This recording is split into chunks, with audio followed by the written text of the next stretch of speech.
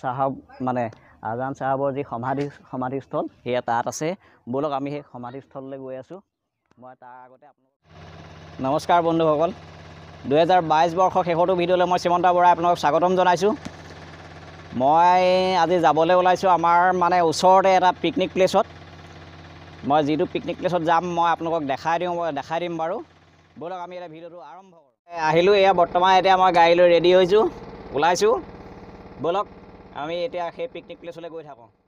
মই এয়া ওলাই আহিলোঁ, আহি এয়া ৰাস্তাত মানে অমলান যাব। মই অমলানটো পদূলি মোৰ পাইছোঁহি আৰু সি অমলানো আহিব এতিয়া ওলাই। এতিয়া অমলানকো লৈ যাওঁ বাৰু। অমলান আহি পালেহি, এয়া অমলানক লৈ লৈছোঁ বৰ্তমান।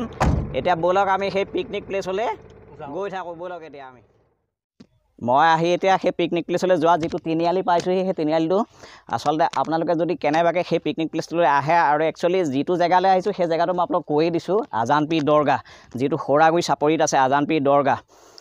মানে যদি আপোনালোক আহিব বিচাৰে, ধৰি লওক নামনি অসমৰ পৰা আহিলে যিটো আমাৰ গেমনৰ দিখৌ দলঙৰ ওপৰত গেমন ব্ৰিজ আছে, গেমন ব্ৰিজৰ তলেদি যিটো ৰাস্তা সোমাই আহিছে, সেই ৰাস্তাটো যদি আপোনালোকে ইয়ালৈ আহিব, ইয়ালৈ আহিলে এনেকৈ লেফ্ট টাৰ্ণ লৈ পেলাই আপোনালোকে যাব পাৰিব, আজান পীৰ দৰগাহ পাব। আজান পীৰ দৰগাহৰ মানে যিটো সৌৰাগুৰি চাপৰি, ধুনীয়া এটা পিকনিক প্লেচ। আৰু যদি আপোনালোক উজনি অসমৰ পৰা আহিব বিচাৰে, উজনি অসমৰ পৰা আহিবলৈ হ'লে শিৱসাগৰ প্ৰগতি নাৰ্ছিং হোম আছে। শিৱসাগৰ যি প্ৰগতি নাৰ্ছিং হোমৰ কিনাৰতে এটা চাৰিআলি আছে। সেই চাৰিআলিটোদি আপোনালোকে সোমাই আহি দিচাংমুখ পাব। দিচাংমুখৰ পৰা আপোনালোকে এইটো ৰাস্তাত আহিব, আহি এনেকৈ দি এইটো টাৰ্ণ লৈ আপোনালোকে আজান পীৰ দৰগাহলৈ সোমাই যাব পাৰিব। এটা ধুনীয়া পিকনিক প্লেচ আছে, সকলো আহে, বহুত দূৰ দূৰণিৰ পৰা আহে ইয়াত মানে পিকনিক খাবলৈ। আজি যিহেতু 31, আজি বহুত মানে দেখা গৈছে, বহুতখিনি মানে ইয়ালৈ মানে পৰ্যটক আহিছে, পিকনিক খাবলৈ আহিছে, এনে চাবলৈ আহিছে বাৰু। ব'লক আমিও যাওঁ। এয়া আমি আহি আছোঁ, ইয়াত এখন নতুন ব্ৰিজ বনাই দিছিলে। এই ব্ৰিজখনৰ ওপৰেদিয়ে গৈছোঁ বাৰু। আগতে পুৰণা ব্ৰিজ আছিলে, এইখন কিনাৰত এখন পুৰণা ব্ৰিজ আছিলে। এই ব্ৰিজখন বেয়া হোৱাৰ কাৰণে ধৰি লওক এতিয়া নতুনকৈ এখন বনাই দিলে, ভাল হৈছে। এতিয়া যাতায়াতটো সুচল হৈ পৰিলে। আগৰ মানে সেইখনত অকণমান ভয় আছিলে যথেষ্টখিনি, মানে ধৰি লওক কি হয়, পাইপৰ দলং আছিলে এখন, সেইটো কাৰণে ধৰি লওক কিছুমান কেতিয়াবা কোনোবা এটা সময়ত ধৰি লওক ভয়ো লাগে। এতিয়া ধৰি লওক এইখন নতুন পকা দলংখন বনাই দিয়াৰ কাৰণে যথেষ্ট সুবিধা হৈছে।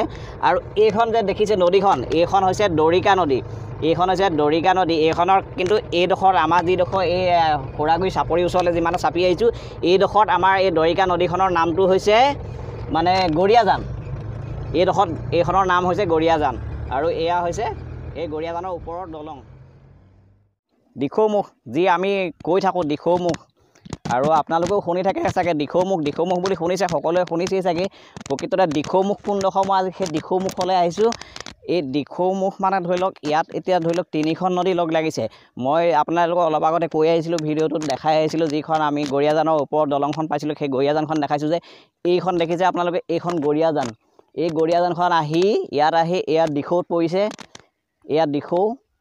গৰিয়াজান আহি দিখৌত পৰিছে। আৰু এই দিখৌ নদী গৈ এয়া অকণমান আগতেই সেয়া ব্ৰহ্মপুত্ৰত এয়া দিখৌ লাগিছেগৈ গৈ। প্ৰকৃত দিখৌমুখত আহিছোঁ, এইডোখৰে প্ৰকৃত দিখৌমুখ। এয়া ব্ৰহ্মপুত্ৰত লাগিছে সেই দিখৌ আহিছোঁ। এয়াই হৈছে ব্ৰহ্মপুত্ৰ। এয়া দেখিছে ব্ৰহ্মপুত্ৰৰ এইটো হৈছে এটা মানে মৰি খুঁটি, ধৰি লওক ইয়াৰ যিখিনি আপুনি চাপৰি দেখিছে, সেই চাপৰি সিটো পাৰে মেইন ভৰা খুঁটি আছে ব্ৰহ্মপুত্ৰৰ। এয়া কিন্তু আমাৰ দিখৌ আহি লাগিছেহি, এয়া ব্ৰহ্মপুত্ৰ ইয়াতেই। দিখৌমুখৰ যিটো চাপৰি কথা মই কৈছোঁ, আপোনালোকে দেখিছে, সেইটো দিখৌমুখ সৌৰাগুৰি চাপৰি হয়। ইয়াৰ একদম নিচেই কাষতেই আছে আজান পীৰ দৰগাহ। মই ব'লক এতিয়া সেই আজান পীৰ দৰগাহ আপোনালোকক দেখাই দিম। এয়া হৈছে সৌৰাগুৰি চাপৰি দিখৌমুখৰ, এয়া দিখৌমুখ হৈছে, এইটোৱে হৈছে দিখৌমুখ। এয়া ব্ৰহ্মপুত্ৰ, এয়া দেখিছে এইটো মৰা খুঁটি। আৰু সেইয়া চাপৰিটো বালিৰ চাপৰি সিটো পাৰে আছে মেইন ভৰা খুঁটি। কিন্তু এটা কথা চাওক, এইটোৱে যি এই ব্ৰহ্মপুত্ৰৰ একেবাৰে নিচেই কাষতেই আছে আজান পীৰ দৰগাহ। ব'লক এতিয়া মই আপোনালোকক আজান পীৰ দৰগাহ এয়া নিচেই কাষতেই এয়া চাপৰি আছে ব্ৰহ্মপুত্ৰ, একেবাৰে বহুত কাষতেই, মানে একেবাৰে ওচৰতে আছে ব্ৰহ্মপুত্ৰ। আৰু তাৰ কাষতেই হৈছে এয়া আজান পীৰ দৰগাহ। এয়া হৈছে আজান পীৰ দৰগাহ। ব'লক আমি এতিয়া আজান পীৰ ভিতৰলৈ সোমাই গৈ আছোঁ। এয়া হৈছে আজান পীৰ দৰগাহৰ গেটত এয়া সোমাইছোঁ, ভিতৰলৈ গৈছোঁ। এয়া আজান পীৰ দৰগাহ। এয়া চাওক, এই যি আজান চাহাবৰ যি সমাধিস্থল সেয়া তাত আছে। ব'লক আমি সেই সমাধিস্থললৈ গৈ আছোঁ। মই তাৰ আগতে আপোনালোকক চাওক এই পৰিৱেশটো এবাৰ দেখাই দিছোঁ সম্পূৰ্ণকৈ। মই তাৰ আগতে আপোনালোকক এই পৰিৱেশটো এবাৰ দেখাই দিছোঁ।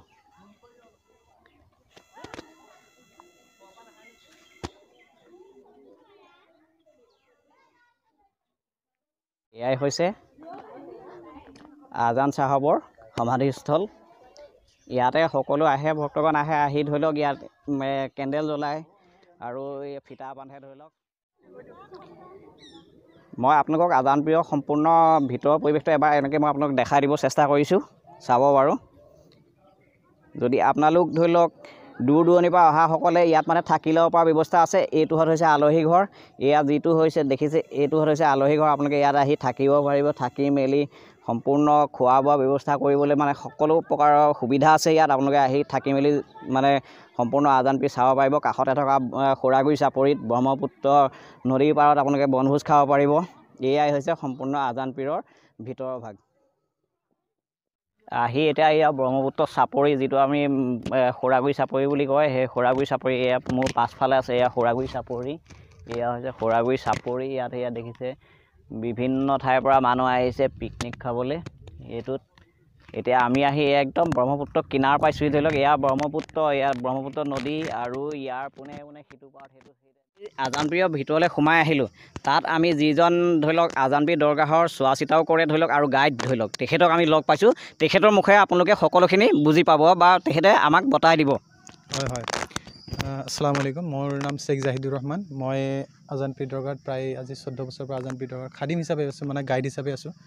কিয়নো আজানপীৰ চাহাবৰ গোটেই জীৱনীটো আজিৰ পৰা প্ৰায় 450 বছৰ আগৰ পৰা তেওঁৰ জীৱনী আৰম্ভ হৈছে। কিয়নো আজিৰ পৰা তেওঁ ঢুকুৱা বা এই দুনিয়াৰ পৰা যোৱা তেওঁ আজি প্ৰায় 450 বছৰ 400 বছৰ ওচৰা-ওচৰি হৈছে। কিয়নো প্ৰতাপ সিংহৰ সময়ত তেওঁ অসমলৈ আহিছিল, যেতিয়া আহোম ৰাজত্বৰ ৰাজ্যকাল আছিল। তেতিয়াৰ পৰা আজানপীৰ চাহাবৰ তেওঁক সোণপত প্ৰথমে আহি পেলাই আছিলেহি।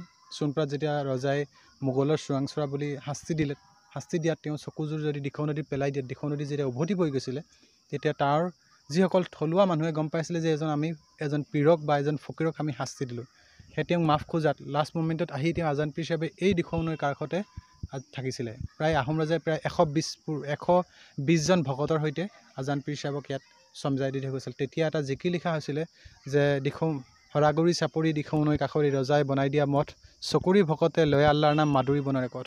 এইটো বৰ জনপ্ৰিয় তেওঁৰ জিকিৰ হয়, মানে এটা সাধাৰণ হিচাপে মানুহক জনাবৰ কাৰণে যে আজানপীৰ চাহাব ইয়াত আছিলে, যে সেই জিকিৰটো এতিয়াও মানুহৰ মুখত আছে।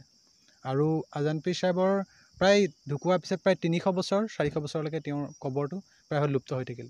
প্ৰায় আজি প্ৰায় 50-60 বছৰ আগত দুজন ইয়াৰে গাঁৱৰ কলিতা মানুহ দুজনে আজানপীৰ চাহাবৰ কবৰটো তেওঁ বাচি পেলাই উলিয়ালেহি।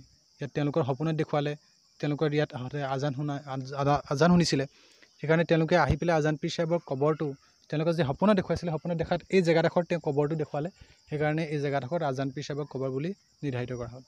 আৰু আজানপীৰ চাহাবৰ যিমানখিনি বস্তু দেখিছে, প্ৰায়ভাগ 3-4টা মুছাফিৰখানা আছে, মানে আলহী ঘৰ আছে।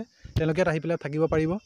আৰু ইয়াত মছজিদো আছে, সম্পূৰ্ণ থকা মেলাৰ ব্যৱস্থা আছে। যদি কোনোবা অসমৰ কোনোবা যিকোনো ঠাইৰ পৰা, পৃথিৱীৰ যিকোনো ঠাইৰ পৰা যদি আহি পেলাই থাকোঁ বুলি কয়, থাকিব পাৰিব। কিয়নো আজানপীৰ দৰগাহখনত চব মানুহে আহে, হিন্দু মুছলিম কোনো ধৰ্ম নিৰ্বিশেষে চব মানুহ। আমি এতিয়া আজানপীৰৰ পৰা ওলাই আহিলোঁ। এতিয়া আমি এয়া ঘৰলৈ আহি আছোঁ। এয়া আমাৰ অমলানক মই অকণমান ড্ৰাইভিং শিকাই দিছোঁ। অমলানে এতিয়া ড্ৰাইভ কৰি আছে। এয়া অমলানক ড্ৰাইভ শিকাই দিছোঁ, অলপ পাৰিছেগৈ বাৰু অলপ। এয়া মই তাক শিকাই দিছোঁ অলপ। চাওক এয়া অমলানে ড্ৰাইভ কৰিছে এতিয়া বৰ্তমান। এয়া গধূলি যদিও অমলানে ড্ৰাইভ কৰি আছে বাৰু। ব'লক এতিয়া আমি ঘৰলৈ গৈ থাকোঁ। আমি আজানপীৰৰ পৰা আহিলোঁ। দিখৌমুখৰ যি আপোনালোকক মই দেখালোঁ, তাৰপিছত সম্পূৰ্ণখিনি দেখালোঁ বাৰু। আজানপীৰৰ পৰা আহিলোঁ, এতিয়া আহি ঘৰ পালোঁহি। তাৰপৰা এতিয়া খালি আমি এয়া আজি 31st যিটো খানা মানে যোগাৰ কৰিলোঁ, সেই খানাটো এতিয়া মানে চব মানে কমপ্লিট কৰা হৈছে আৰু। এয়া হাঁহ মানে অনা হ'ল এটা, আৰু এতিয়া এটা কুকুৰা আছে, এটা হাঁহ আছে।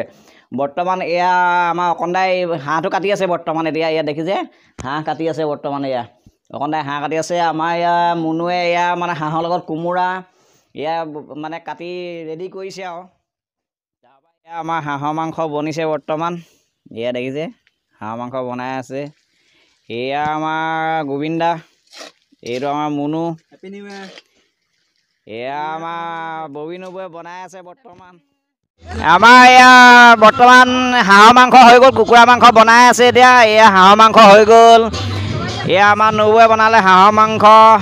এইজনী আমাৰ আইজনী আছে Plabita. Happy New Year all everyone and আপোনালোকে সম্পূৰ্ণ ভিডিঅ'টো চাই যাওক অকণমানো স্কিপ নকৰাকৈ। দেন আমি নাচি আছোঁ আহক। আমাৰ সমিষ্ঠা আৰু গাৰ্গী প্লাবিতা আমাৰ তিনিওজনীয়ে এয়া নাচিছে অকণমান। আমাৰ খানা ৰেডি হৈ গ'ল।